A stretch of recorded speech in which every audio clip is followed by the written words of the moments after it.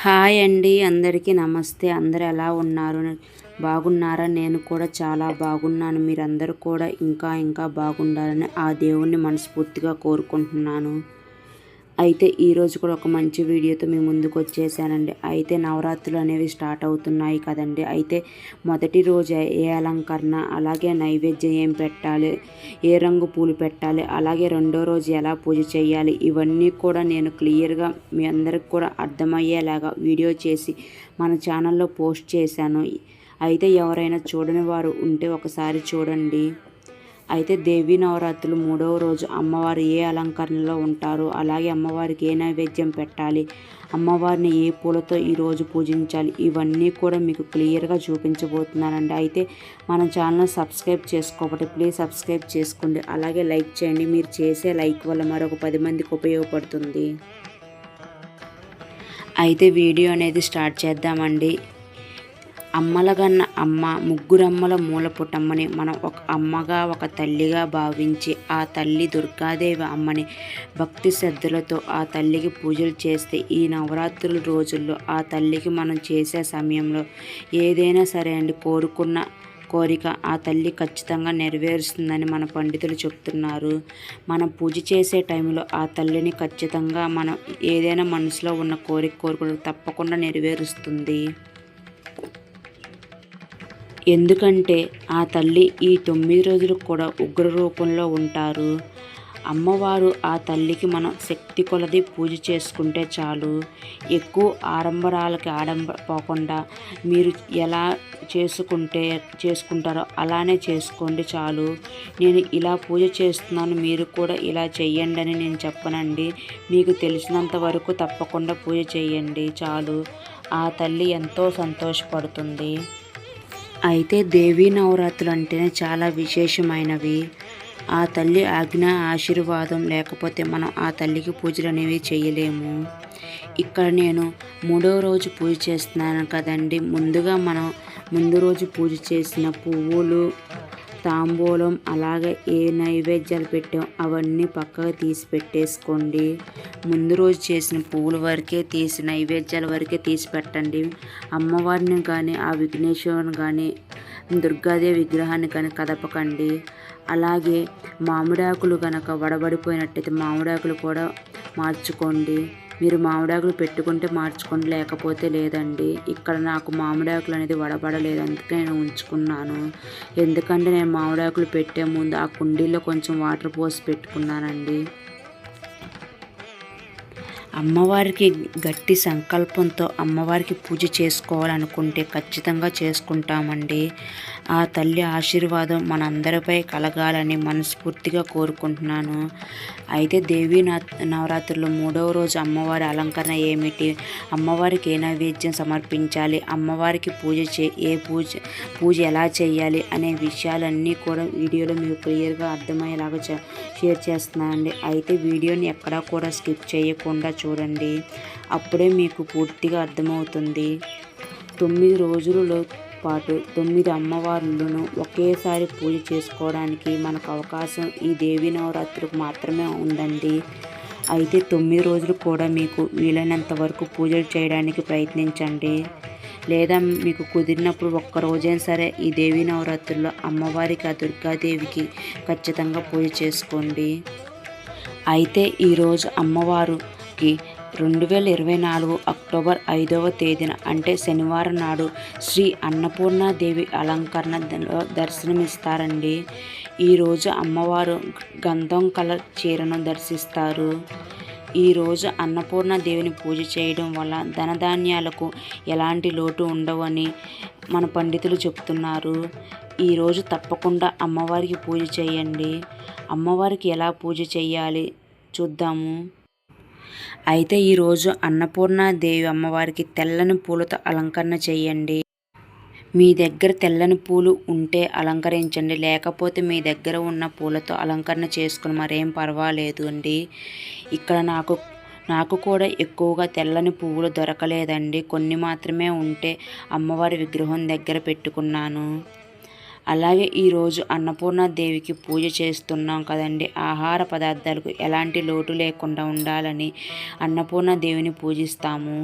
మీ దగ్గర గౌరమ్మ చెట్టు ఉంటే కనుక పెట్టుకోండి, ఎందుకంటే అవి కూడా ఆహారానికి సంబంధించినవే కదండి. ఇకపోతే ఈరోజు అమ్మవారికి నా దగ్గర ఉన్న పువ్వులతో రకరకాల పుష్పాలతో చక్కగా అలంకరించుకున్నాను. అలాగే ఈరోజు తామర పువ్వులతో కూడా పెట్టుకున్నానండి, ఎందుకంటే అన్ని వైట్ కలర్ పువ్వులు నా దగ్గర దొరకలేదు, కొన్ని మాత్రమే ఉన్నాయి కదండి, వాటితోనే చక్కగా అలంకరించుకున్నాను. తర్వాత అమ్మవారికి చక్కగా దీపారాధన చేసుకున్నాను. ఈ దీపారాధన అనేది కూడా నేను అగరబత్తులతోనే వెలిగించుకున్నాను. మీ దగ్గర ఉంటే అగరబత్తులతో కానీ ఏకహారతో అయినా చక్కగా అలంకరించుకొని చక్కగా దీపారాధన అనేది చేసుకోండి. ఆ తర్వాత మనం ముందుగా పూజ చేసే ముందు స్వామివారికి పూజ చేసుకోండి. ఆ విఘ్నేశ్వరిని మనం ముందుగా గణపతిని పూజించాలి, ఎందుకంటే మనం చేసే పూజలు ఎలాంటి తప్పులు లేకుండా చూడాలి తండ్రి. అలాగే ఎలాంటి విఘ్నాలు లేకుండా ఉండాలని ఆ స్వామివారికి పూజ చేసుకోవాలి. ముందుగా స్వామివారికి పసుపు కుంకుమలో అక్షంతలను సమర్పించి పూలతో అలంకరించుకొని, అలాగే నైవేద్యంగా ఈరోజు నేను అరటి పండ్లను పెట్టుకున్నాను, బెల్లాన్ని అయినా సరే పెట్టుకోవచ్చు. తర్వాత స్వామివారికి ధూప దీప నైవేద్యాలన్నీ సమర్పించి దండం పెట్టుకోవాలి. నేను చేసే పూజలు ఎలాంటి ఆటంకాలు లేకుండా చూడుతండి, ఎలాంటి విజ్ఞానాలు లేకుండా చూడుతండి అని స్వామివారికి నేను పూజ చేసుకున్నానండి. ఆ తర్వాత ఈరోజు అన్నపూర్ణాదేవి కదండి, అందుకని నేను ఇక్కడ అన్నపూర్ణాదేవి అష్టోత్తరం చదువుకుంటూ కుంకుమ పూజ అనేది చేసుకున్నాను. మనం ముందు 2 రోజులు పూజ చేసుకున్నాను, అదే ప్లేట్లో మనం కుంకుమ పూజ అనేది చేసుకోవాలి. మళ్ళీ ప్లేట్లు అనేది మార్చకండి. ఫస్ట్ రోజు పెట్టుకునేటప్పుడే కొంచెం పెద్ద సైజు ప్లేట్ పెట్టుకోండి. 9 రోజులు చేసుకునే వాళ్ళకి కొంచెం పెద్ద సైజు ప్లేటే పెట్టుకోవాలి. లేదా మీరు కుంకుమ పూజ చేసుకునేటప్పుడు అనేది మనం కుంకుమ వేస్తూ ఉంటాం కదండి డైలీ, అది కొంచెము ఎక్కువ అయిపోయి కింద పడుతూ ఉంటుంది. అలాగే మనం దీపారాధన చేస్తాం కదండి, ప్రతిరోజు వీటిలోనే చెయ్యాలా అని మళ్ళీ మీకు సందేహం రావచ్చు. మనం చేసే దీపారాధన అనేది ప్రతిరోజు కూడా చక్కగా దీపారాధన కుందును క్లీన్ చేసుకొని దీపారాధన అనేది చెయ్యాలండి. చేసిన వాటిలో అసలు చెయ్యకూడదు. ఒక్క కామాక్షి దీపం అలాగే అష్టలక్ష్మి దీపం మాత్రమే మంగళవారం ఒక శుక్రవారం రోజుల్లో మాత్రమే క్లీన్ చెయ్యకండి, మిగతా రోజుల్లో క్లీన్ చేసుకోవచ్చు. ఈ దీపారాధనలో మనం దీపారాధన చేసేటప్పుడు ఆవు నెయ్యిని కానీ నువ్వుల నూనె కానీ వేసుకొని దీపారాధన అనేది చెయ్యాలి. ఈ నవరాత్రుల్లో ఆవు నెయ్యిని వడ్డించుకొని చక్కగా దీపారాధన చేస్తే చాలా మంచిదండి. అలాగే నవరాత్రుల్లో 3వ రోజు జగన్మాత విజయవాడ క్షేత్రంలో అన్నపూర్ణాదేవి అలంకరణలో భక్తులందరికీ దర్శనమిస్తుంది. అయితే ఈ అన్నపూర్ణాదేవి కుడి చేతితో ఒక బంగారు గరిటితో పట్టుకొని ఎడమ చేతితో భోజన పాత్రను పట్టుకొని మన అందరికీ దర్శనమిస్తుంది. అన్నపూర్ణాదేవి సాక్షాత్తు పరమేశ్వరుడే ఆది భిక్షువుగా ఒక భిక్ష పాత్రను పట్టుకొని అలంకరణ దర్శనమిస్తారు. అయితే ఈ అలంకరణలో ఉన్న గొప్పతనం ఆకలితో ఉన్నవారు సాక్షాత్తు శివస్వరూపంగా భావిస్తారు. అలాగే ఆకలితో ఉన్నవారు ఎవరైతే అన్నం పెడతారో వాళ్ళని సాక్షాత్తు అన్నపూర్ణాదేవి స్వరూపంగా మనం చెప్పబడుతుంది. ఈ అన్నపూర్ణాదేవిని ఈరోజు ఎంత చక్కగా మనం మన దగ్గర ఉన్న వాటితో అలంకరణ చేసుకుంటే మనకి ఎలాంటి లోటు, అన్నానికి తినడానికి ఎలాంటి లోటు లేకుండా చేస్తుంది. అలాగే కుంకుమ పూజ అయిపోయిన అమ్మవారికి తాంబూలం సమర్పించుకున్నాను. తాంబూలం పసుపు కుంకుమ అలాగే గాజులు ఇవన్నీ పెట్టుకున్నాను.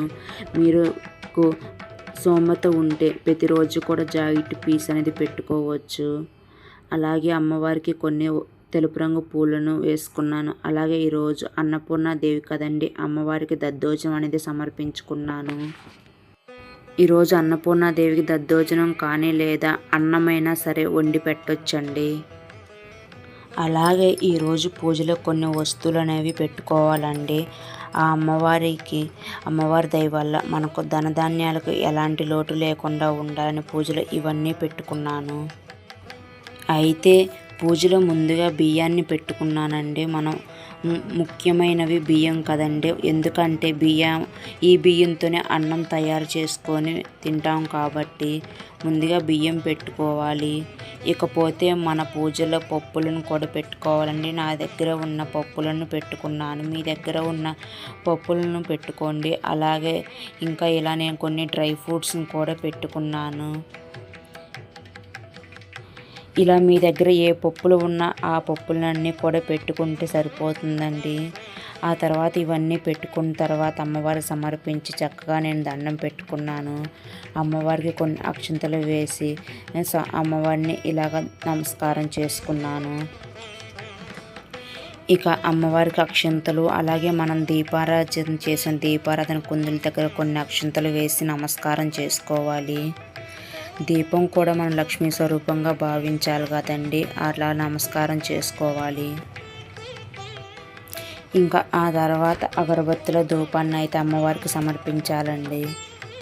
ఆ తల్లి ఎలాంటి కోరికలైనా సరే ఈ 9 రోజులు 9 నవరాత్రులు అలాగే 9 రోజుల్లో ఏమి కోరుకున్నా కూడా నెరవేరుతాయని మన పండితులు చెప్తున్నారు. కాబట్టి ఈ అమ్మవారికి ఇలా పూజ చేసుకోండి చక్కగా.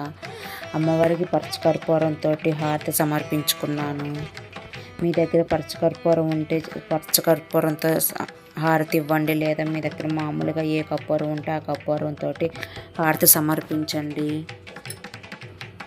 ఇంకా హారతి అమ్మవారు సమర్పించి నేను కూడా హారతి అనేది తీసుకున్నానండి. అమ్మవారి శక్తి అంతా ఇంత కాదండి, చాలా శక్తివంతమైన అమ్మవారు. ఈ నవరాత్రుల్లో పూజ చేయటం వల్ల శత్రువుల నుండి బయటపడవచ్చని మన పండితులు చెప్తున్నారు. అయితే ఈ నవరాత్రుల పూజ తప్పకుండా ప్రతి ఒక్కరూ కూడా చేసుకోవాలని మనస్ఫూర్తిగా కోరుకుంటున్నాను.